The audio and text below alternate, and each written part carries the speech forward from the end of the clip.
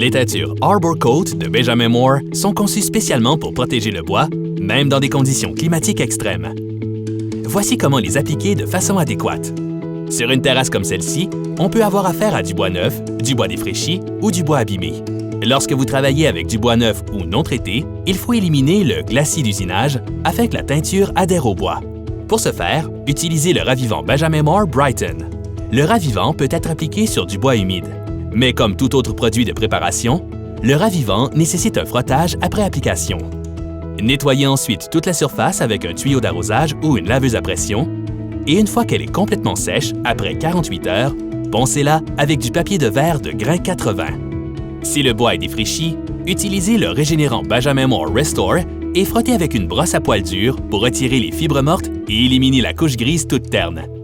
Si le bois est déjà recouvert d'une teinture qui pèle ou s'écaille, utilisez le décapant Benjamin Moore Remove pour se débarrasser de la vieille teinture et retrouver du bois sain. Après le traitement, rincez le tout et appliquez du ravivant Brighton avant de teindre. Cela permet de neutraliser le traitement et de restaurer la couleur naturelle du bois. Dans l'idéal, les terrasses doivent également être poncées avant de les teindre.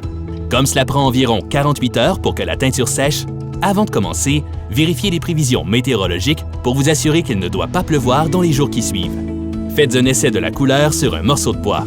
Pour une zone aussi grande, utilisez un rouleau ou un tampon applicateur pour travailler plus vite, puis utilisez un pinceau pour appliquer la teinture aux endroits qui en ont besoin afin d'éviter de faire des traces de chevauchement.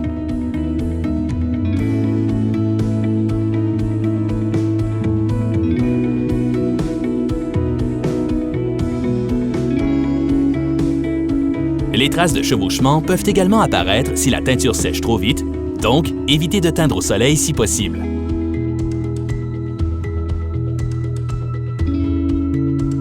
Il vous suffit maintenant d'attendre que la teinture sèche complètement.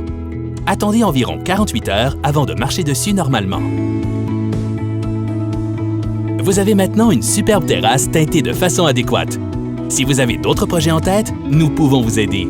Rendez-vous chez votre détaillant Benjamin Moore local, visitez benjaminmoore.com ou visionnez nos autres vidéos pratiques.